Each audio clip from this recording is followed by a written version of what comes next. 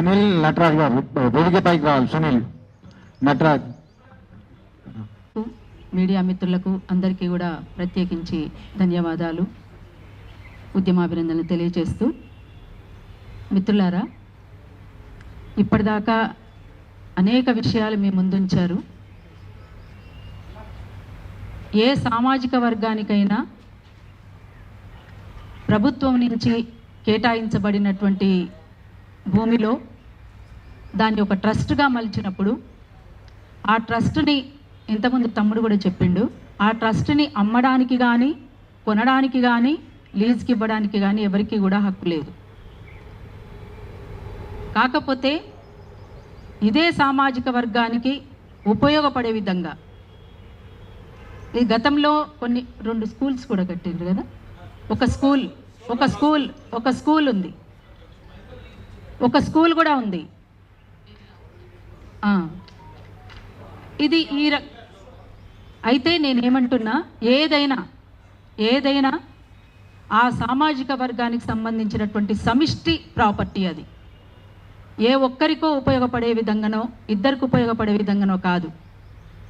సమిష్టిగా నిర్ణయం జరిగి సమిష్టిగా అమలు పరచాల్సినటువంటి అవసరం ఉంటుంది. అందులోనూ అది చాలా పారదర్శకంగా ఉండాల్సినటువంటి అవసరం కూడా ఉంటుంది. అట్లా కాకుండా మేము చెప్పేదే వేదం, మేము చెప్పిందే ఇంకా నడవాలి అనుకునే పద్ధతిలో ఏది కూడా జరగడానికి వీల్లేదు. అదే ట్రస్ట్కి సంబంధించినటువంటి అంశాలు ఇవన్నీ కూడా.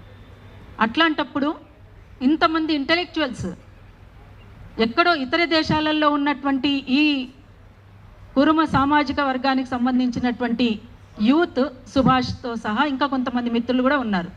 సుభాష్ కూడా నాకు ఫోన్ చేసిండు, సుభాష్ చేసిండు, రమేష్ చేసిండు. రమేష్ అంటే ఎవరండి? మీరేనా? నాకు ఫోన్ చేసిన మీరేనా? ఇక్కడే ఉన్నటువంటి వాళ్ళే కాదు, ఇతర దేశాలలో ఉన్నటువంటి వాళ్ళు కూడా ఫోన్ చేసిండు. ఎక్కడో ఉన్నటువంటి వాళ్లకు ఇది ఏం బాధ మరి? ఇక్కడ జరిగేటోళ్ళకి జరిగితే జరగని, నాకేం బాధ అనుకుని వాళ్ళు ఉండొచ్చు కదా. కానీ వీళ్ళకి జరుగుతున్నటువంటి అన్యాయం పట్ల వాళ్ళు బాధపడుతూ, తపన పడుతూ, ఆరాటపడుతూ ఫోన్ చేసిండ్రు.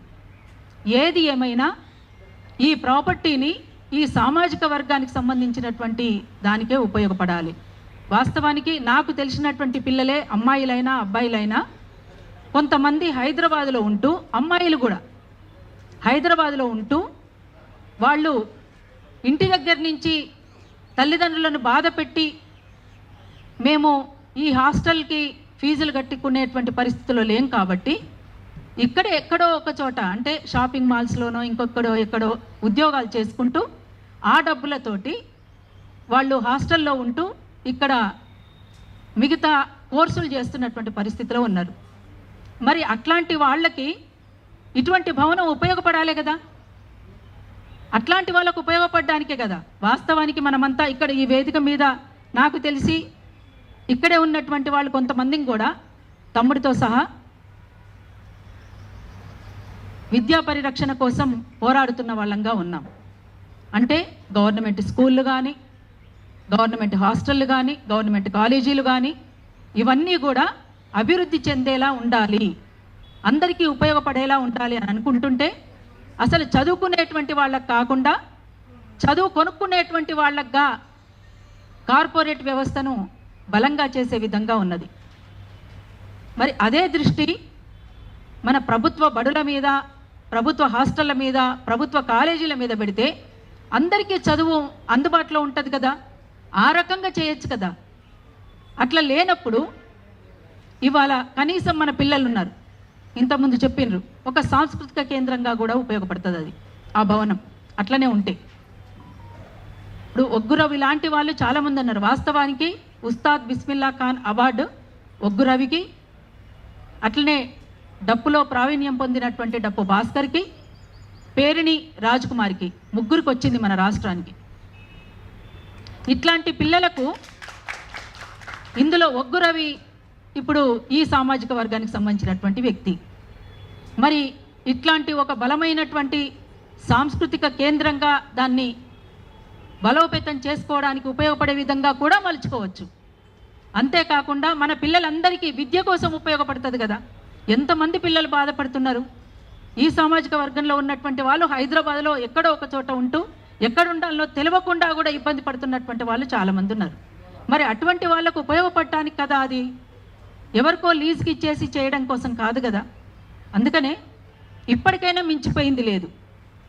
దాన్ని విత్డ్రా చేసుకొని ఇక్కడ ఉన్నటువంటి కొంతమంది, అంటే ఇంతకుముందు వెన్నెల కూడా ప్రపోజల్ పెట్టింది. ఇందులో ఉన్నటువంటి మహిళలలో ఉన్నటువంటి కొంతమందిని, విద్యార్థుల్లో ఉన్నటువంటి కొంతమందిని, యువతలో ఉన్నటువంటి కొంతమందిని, ఇంకా అట్లనే కంచైలన్న లాంటి వాళ్ళు, పాషమన్న లాంటి వాళ్ళు కొంతమందిని, అట్లా కొంతమందిని కూర్చోబెట్టి మాట్లాడి అసలు ఏం చేస్తే బాగుంటుంది అనేటువంటి విషయంగా ఎందుకు మీరు చేయలేకపోయారు? అయితే మేమేం కోరుతున్నామంటే ఇప్పటికైనా మించిపోయింది లేదు.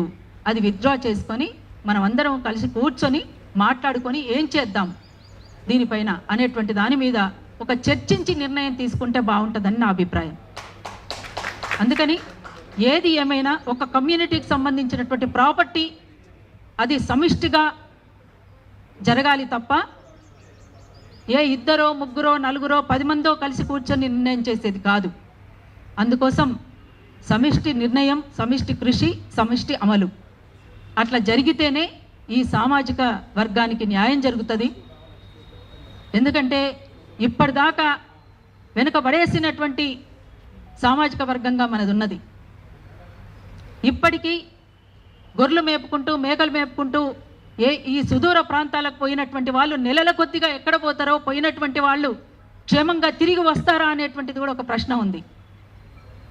అటువంటి అంత కష్టతరమైనటువంటి పనులు చేసుకుంటున్నటువంటి మన పిల్లలు కనీసం వాళ్ళు ఎదగాలని కోరుకోవాలి కదా. మన పిల్లలు ఎదగాలని కోరుకోవాలి కదా. మన పిల్లలకు న్యాయం జరగాలని కోరుకోవాలి కదా. మన పిల్లలు అభివృద్ధి చెందాలని కోరుకోవాలి కదా. అట్లా జరిగితే మీ పేర్లు చిరస్థాయిగా నిలబడతాయని కూడా కోరుకోవాలి కదా. అది చేయాల్సినటువంటి పని ఉంటుందని చెప్పేసి నా అభిప్రాయంగా చెప్పదలుచుకున్నాను. వెంటనే ఆ లీజుకి ఇచ్చిన దాన్ని విత్డ్రా చేసుకొని సమిష్టిగా కలిసి కూర్చొని నిర్ణయం చేసుకుందామని చెప్పేసి తెలియజేసుకుంటూ ఈ అవకాశం ఇచ్చినటువంటి మిత్రులకు మరొకసారి ఉద్యమాభినందన తెలియజేసుకుంటూ థ్యాంక్ యూ.